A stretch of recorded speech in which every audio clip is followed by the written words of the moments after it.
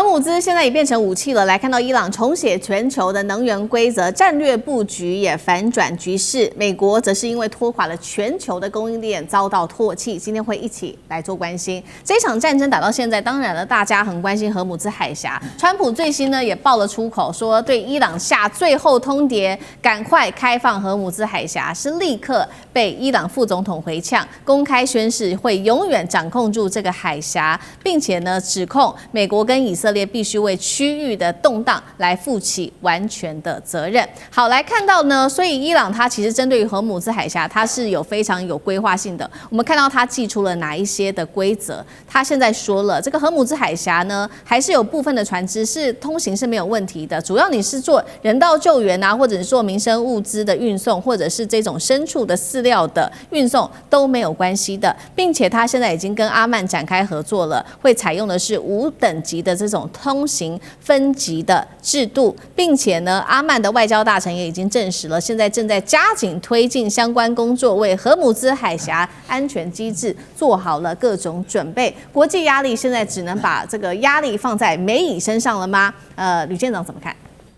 其實我們看到啊，現在我們大家講的注意的焦點都在荷姆茲海峽。但是我們不要忘了，伊朗還有個代理人叫做胡塞組織，他捏住的是曼德海峽，也就是紅海的南端的這個部分啊。他現在只是小小試一下身手。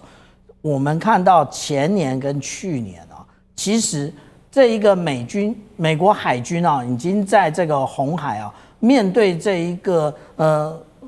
拖鞋軍胡塞組織啊，也是打得焦頭爛額。那問題是我們剛剛講這樣分類啊，其實有一個分類大家沒講啊，那個分類叫做什麼？對於台灣最為重要的分類叫做氦氣。那個氦氣呢，也就是我們講到現在它是需要一個環境的，也就是我們看到這樣的一個貨櫃呢，它其實是有41000公升，然後它冷卻的溫度低到-269度啊。那我們講到說，那這一個它不是一直維持的，它需要一個基礎建設，然後結果你把它封了，封了之後最倒霉的是誰？最倒霉的就是台灣。為什麼？因為就是晶圓廠需要這麼高純度99.999999的這一個不是黃金啊，我們講的是氦氣啊。那它需要這樣的氦氣來吹送這一個晶圓上面的雜質，結果沒有。那而且我們剛剛講到說，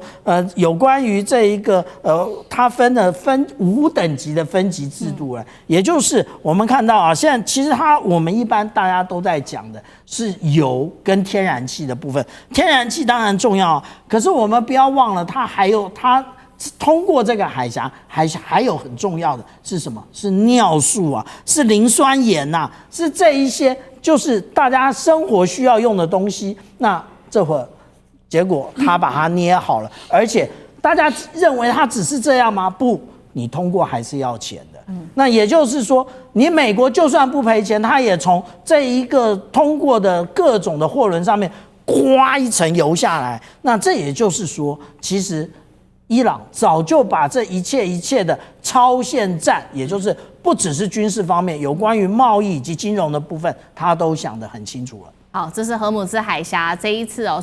這個伊朗的部分，現在可以看到已經有很多的獲利來源都是採用這個5級的分級制度。那特別我們也來看到，從3號統計到現在，一共是13艘船已經通過海峽了。馬來西亞現在說呢，也可以通過了它的船只哦。再來是印度的部分，7年來首次恢復進口伊朗的石油，採購4萬多公噸的液化石油氣，也看到了伊朗的靈活外交的策略嗎？委員怎麼看？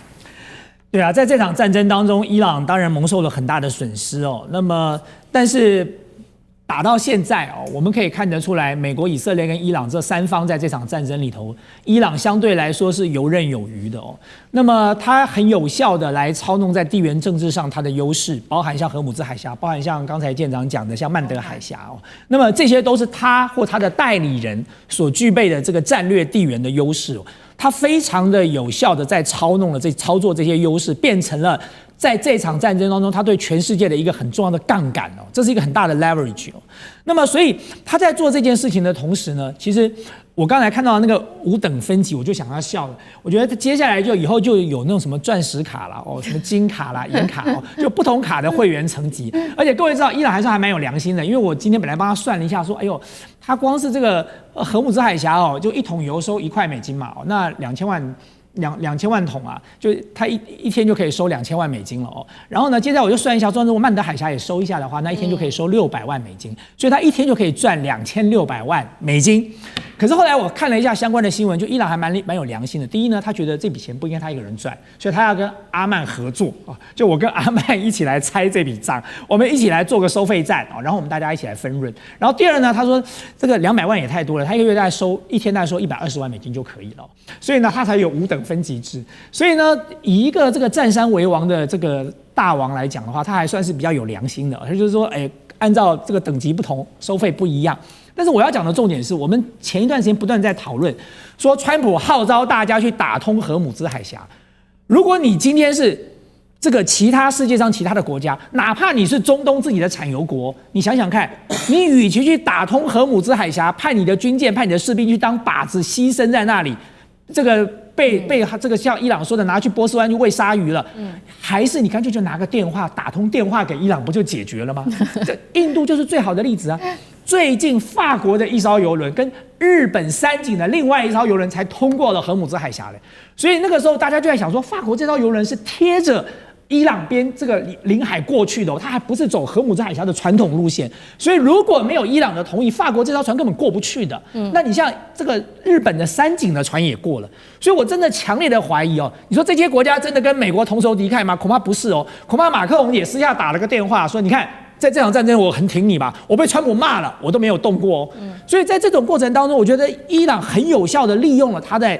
這個地緣政治上的優勢，他瓦解掉了美國長期以來在西方的這個盟邦哦，也瓦解掉了美國長期以來掌控中東這樣的一個狀況。所以這場戰爭如果再持續走下去，如果他真的把手也伸到了曼德海峽，哇，那不得了了哦。那接下來這個東非、歐洲跟這個中東地區，恐怕這個整個的地緣政治的這個格局要重新洗牌一次了。對，這個荷姆茲海峽被封鎖也考驗着各國的外交手段能不能靈活的跟伊朗接上關係。那麼可是呢，我們看到這個全球的影響性現在持續的擴散當中，我們談了非常多，包括了油價上漲、運費飆升等等，還有糧食成本上升。現在美國消費者其實受害非常深哦。美國的 CPI 現在已經從2.4%變成3.1%了，晶片產能也因此受到影響。但是同時間呢，中國大陸現在比較奇特的事情是它相对的穩定，因為大陸呢一直在推行它的電動車、它的電網，還有它的自產原油，還有神秘的石油儲備等等。現在看起來波動的這個幅度看起來仍然是相對平穩的，是這樣嗎？聶老師怎麼看 ？OK， 當然從客觀來講，我們都很清楚看到這次的戰爭的就引爆點，當然就是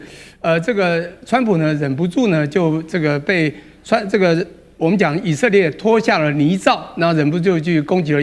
伊朗。那這時候呢，當然我們產生了荷姆斯海峽，讓他非常意外驚悚的說，竟然完全被鎖喉。這時候當然他不斷的下最後通牒，我講不斷的下就是他不是下一次，他這次再一次的最後通牒，已經太多次了嘛。好，現在重點來了，當這個不管是這個通膨也好，能源危機也好，你說全球應該怪誰？當然就是怪美國啊。但重點是我剛剛講，就是你必須要夠國際觀、夠理性、夠智慧，才知道這是美國惹的禍。因為美國還是會用他 CIA 或怎麼樣情報網告訴全世界是伊朗的問題。不過伊朗就很聰明啊，就剛剛講的，他善用了他地緣政治的優勢嘛。剛講的衝衝衝衝，游刃有餘，對不對？他非常智慧，很早啊，他就說我們船並不是要封鎖全世界，是非敵對船只，我們是讓它通過的。所以你會發現，他每天都會有幾艘，當時個位數，他肯定已經收走過你非敵對船，他會讓你通行嘛。因為像中國的船啊、印度船都有通過啊。再來呢，他也非常清楚的，剛剛講到5等級的通行分級機制，剛剛大仙講很有道理啊。